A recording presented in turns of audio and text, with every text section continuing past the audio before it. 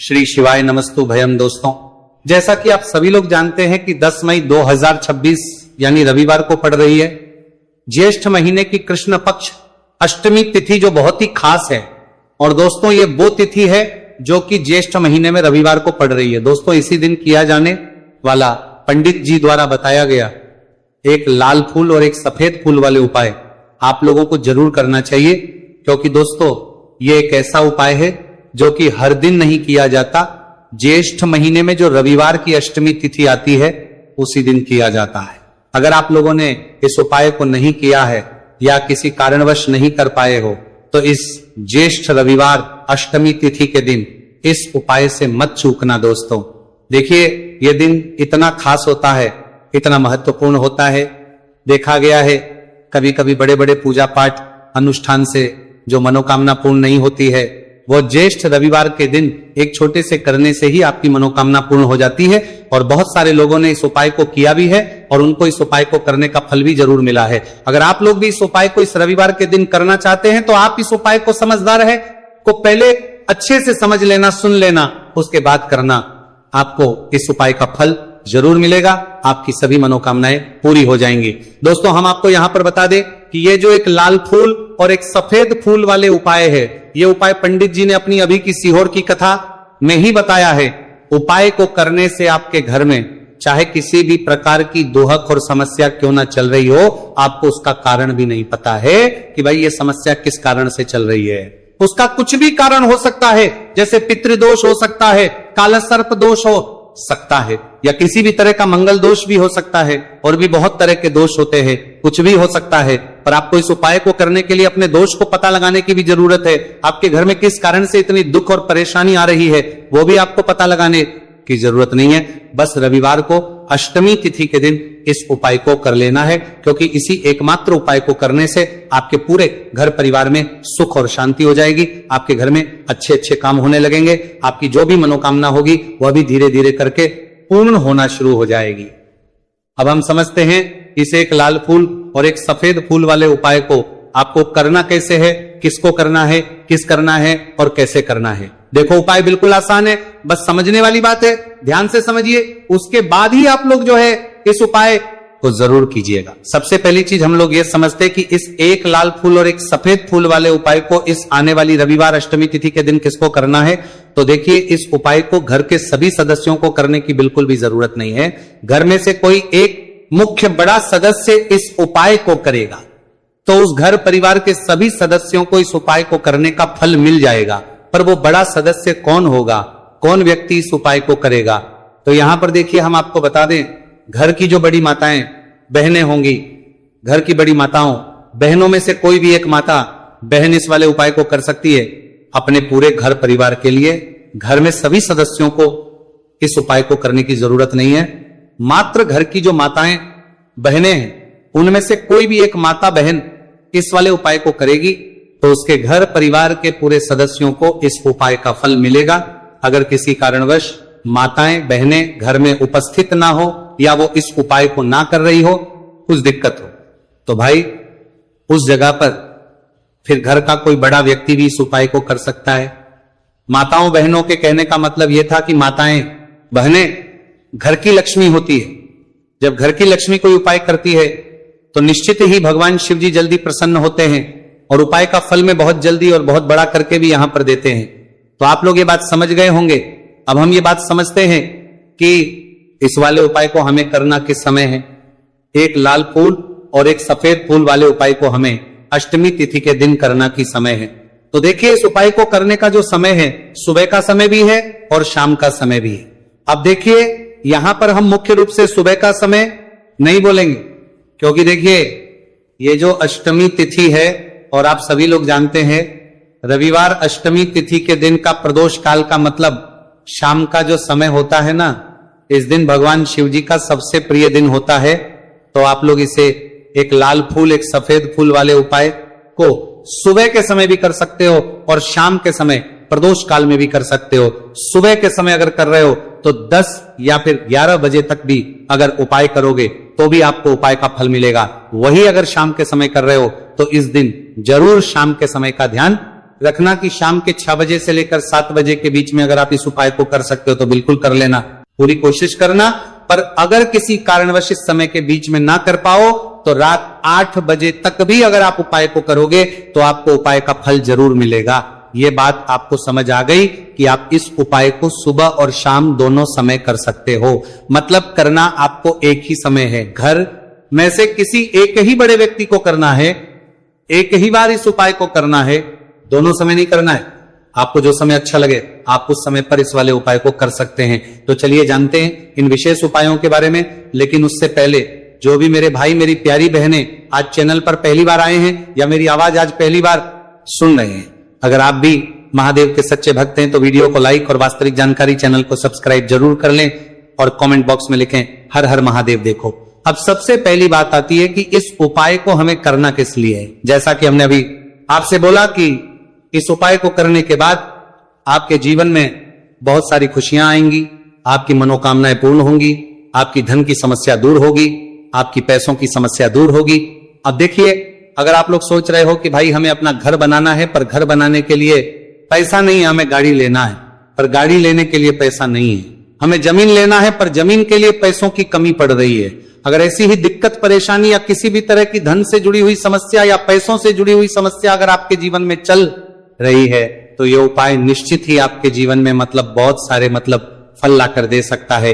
इसीलिए अगर आपके घर में बहुत ज्यादा दिक्कत समस्या परेशानी चल रही है, धन से जुड़ी हुई पैसों से जुड़ी हुई धन की बहुत ज्यादा कमी आ रही है, पैसों की आवक नहीं हो रही है, तो भाई आप लोगों को इस वाले उपाय को जरूर करना चाहिए। घर में से किसी एक भी भव्य व्यक्ति को अब इस उपाय में करना क्या है वो सबसे पहले हम लोग जान लेते हैं। उपाय की सामग्री हम लोग सबसे पहले जानते हैं कि इस उपाय में किस किस चीज की आवश्यकता पड़ेगी।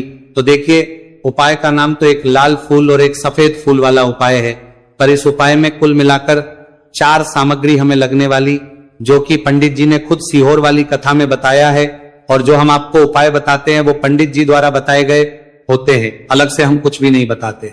तो यहां पर हम लोग समझते हैं कि इस उपाय की सामग्री क्या है। तो देखो उपाय की जो सामग्री है वो 4 सामग्री है, जिसमें से सबसे पहली सामग्री है एक बेलपत्र। देखो बेलपत्र क्या होती है, बेलपत्र जो शिव की शिवलिंग पर चढ़ती है। दूसरी चीज है एक शमीपत्र, शमीप्र शिवलिंग पर ही चढ़ता है। तीसरी चीज है दोस्तों एक लाल फूल उपाय का नाम है। तो एक यहां पर आपको लाल फूल लेना है। अब ये लाल फूल कौन सा लेना है, देखो शिवलिंग के ऊपर जो लाल फूल चढ़ता हो उनमें से कोई भी एक लाल फूल पसंद कर लेना और वो कहीं से तोड़कर या कहीं से खरीद कर लेकर आना और उस लाल फूल को उपाय में प्रयोग कर लेना। उसके बाद में एक सफेद फूल, सफेद फूल का विशेष रूप से ध्यान रखना, जो सफेद फूल शिवलिंग पर चढ़ता हो सिर्फ वही सफेद फूल लेकर आना, इसके अलावा कुछ मत लेकर आना, लेकिन केतकी का मत लेना। तो एक एक मात्रा में ही आपको ये चारों सामग्री चाहिए, एक बेलपत्र, एक शमीपत्र, एक लाल फूल और एक सफेद फूल। ये चारों सामग्री आप लोग तैयार करके रख लें।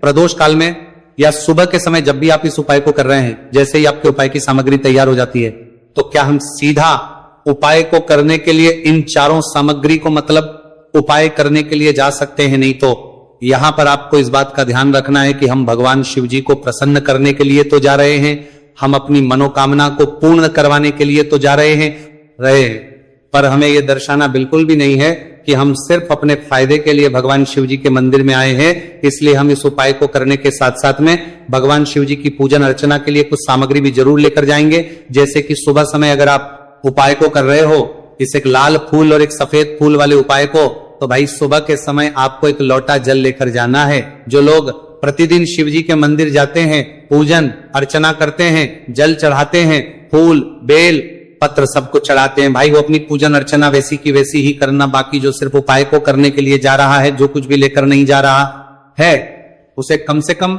1 लोटा जल अपने घर से भरकर लेकर जाना, अगर आप उपाय को कर रहे हो, है ना। क्योंकि इस वाले उपाय को आप भगवान शिव जी की पूजन अर्चना करने के बाद ही करना। वहीं अगर बात करें शाम के समय की, अगर कोई व्यक्ति शाम के समय प्रदोष काल में इस वाले उपाय को कर रहा है तो भाई आपको मात्र एक घी का दीपक तैयार करना है। ये बात हम हमेशा बोलते हैं, शाम के समय प्रदोष काल में कोई कर रहे हो ना तो दीपक का विशेष महत्व होता है। रविवार, अष्टमी तिथि, दिन का प्रदोष काल में जो भी व्यक्ति दीपक जलाता है ना, भगवान शिव जी के मंदिर में भाई उसके जीवन से सारी दुख और परेशानियां भी दूर होती हैं। तो भाई इस दिन दीपक का विशेष रूप से ध्यान रखना आप लोग। अगर आप इस उपाय को शाम के समय प्रदोष काल में कर रहे हो, है ना, ये जो दीपक आप लोगे ये आटे का लोगे। जो आटा आप गूंद दोगे उसके अंदर कुछ भी मत डालना, मात्र साधा आटा लगाकर उसे तैयार कर लेना और एक मीडियम साइज का दीपक तैयार कर लेना। दीपक ना ज्यादा छोटा हो ना ज्यादा बड़ा हो, है ना। उसके बाद में दीपक आपका तैयार हो जाए तो इसके अंदर जो बत्ती रखोगे वो गोल बत्ती रखोगे। देखो गोल बत्ती भी दो तरह की होगी, एक बाजार की और एक घर वाली। तो कोशिश करना अपने घर में जो रुई रखी हुई है उस रुई से आप लोग एक गोल बत्ती अपने ही हाथों से बनाओ। उपाय का फल अच्छा मिलता है। भगवान शिव जी जल्दी प्रसन्न होते हैं। जब हम किसी भी उपाय को अपने हाथों से परिश्रम करके तैयार करते हैं तो आपको उस दीपक के अंदर एक गोल बत्ती रख देनी है। इसके अंदर जो चीज आप लोग डालोगे वो डालोगे शुद्ध देसी गाय का घी। इस बात का विशेष रूप से ध्यान रखना, शुद्ध देसी गाय का घी ही डालना है, तेल वगैरह नहीं।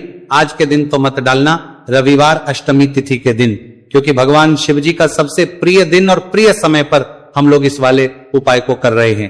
तो थोड़ा सा शुद्ध गाय का घी इतना डालना कि वो दीपक कुछ समय तक चल सके। ना बाजार वाला मिलावटी घी डालना, ना भैंस का घी डालना, शुद्ध देसी गाय का घी। आपको ढूंढने में थोड़ी मतलब मेहनत लगेगी और महंगा भी मिलेगा, पर गाय के घी से भगवान शिव जी प्रसन्न होते हैं और उसी शुद्ध देसी गाय के घी से घर में बरकत भी बनी रहती है और हमारे घर में सुख शांति भी बनी रहती है।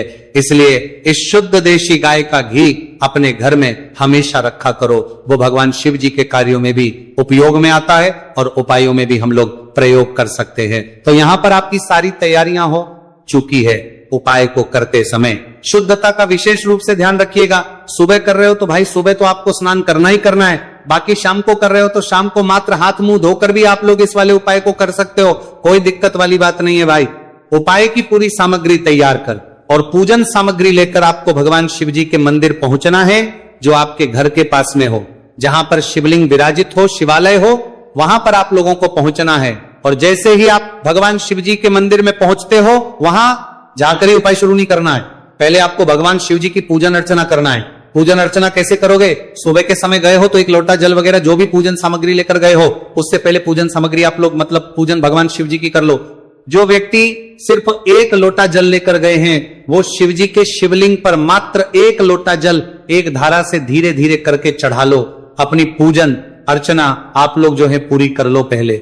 उसी के बाद अगर आप शाम के समय कर रहे हो तो पहले जाकर बैठना है भगवान शिव जी के शिवलिंग के पास में। आप जो दीपक तैयार करके लेकर आए हो उस दीपक को पहले जलाना है। ये जो दीपक आप लोग जलाओगे ना, ये किसी और की माचिस से मत जला, अपनी ही माचिस अपने ही घर से लेकर आना और इस दीपक को अपनी ही माचिस से जलाना।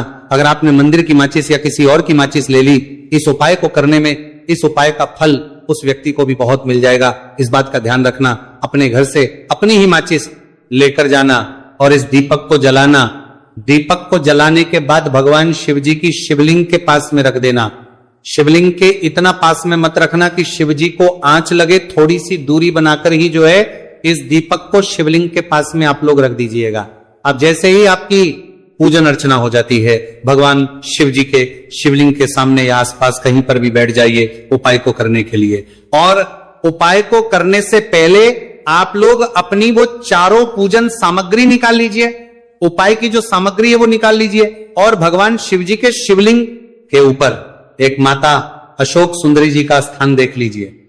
माता अशोक सुंदरी जी का जो स्थान होता है वो जलाधारी के ऊपर होता है। जलाधारी के बिल्कुल बीचों बीच में होता है। आप लोगों ने देखा भी होगा शिवलिंग की जलाधारी होती है। जलाधारी के बिल्कुल बीचों बीच का जो स्थान होगा वो माता अशोक सुंदरी जी का स्थान होगा, क्योंकि यहीं पर हमें ये जो है उपाय को करना है।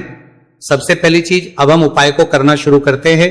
आप सबसे पहले अपनी एक बेलपत्र उठा लो। एक बेलपत्र को आपको माता अशोक सुंदरी जी वाले स्थान पर सबसे पहले समर्पित करना है। बेलपत्र की डंडी का मुख होगा जलाधारी की तरफ, जहां से जल बहता है और नीचे गिरता है, और बीच वाली बड़ी पत्ती का मुख मतलब शिवलिंग की तरफ होगा। इस तरीके से आपको इस बेलपत्र को माता अशोक सुंदरी जी वाले स्थान पर समर्पित कर देना है। उसके बाद में अपनी एक शमी पत्र उठा लो जो आप उपाय के लिए लेकर आए हुए हो। शमी पत्र को उठाकर शमी पत्र की भी जो डंडी का भाग होगा वो जल की तरफ करके, जहां से जल बहता है नीचे गिरता है, उस तरफ करके और पत्ती वाला भाग शिवलिंग की तरफ करके इस शमी पत्र को भी उस बेल पत्र के ऊपर आपको समर्पित कर देना है। समर्पित करने के बाद अब आप ले लो अपना एक लाल फूल जो आप उपाय को करने के लिए लेकर आए हुए हो। इस लाल फूल का जो खिला हुआ भाग होगा, चाहे वो गुलाब का फूल हो, चाहे कोई सा फूल जो शिवलिंग पर चढ़ता हो, भाई उस फूल का जो खिला हुआ भाग होगा वो शिवलिंग की तरफ होगा। बाकी जो पीछे का भाग होगा फूल का वो जलाधारी की तरफ, जहां से जल बहता है नीचे गिरता है उस तरफ होगा। और आखिरी में आपका जो एक सफेद फूल बचा हुआ है, इस सफेद फूल को भी आपको लेना है और सफेद फूल का जो खिला हुआ भाग होगा वो शिवलिंग की तरफ होगा। जहां पर शिवलिंग रखा हुआ है उस तरफ होगा और डंडी का भाग जलाधारी के पीछे की तरफ हो जाएगा। मतलब जो जहां से जल बहता है और नीचे गिरता है, जब आप एक बेलपत्र, एक शमी पत्र और एक लाल फूल, एक सफेद फूल चढ़ा रहे हो, तो उस समय आप लोगों को कांता भगवान या कांता चक्र का नाम लेते हुए ही जो है इस उपाय को करना है और भगवान शिव जी और नारायण जी का स्मरण करते हुए ही इस उपाय को आपको करना है।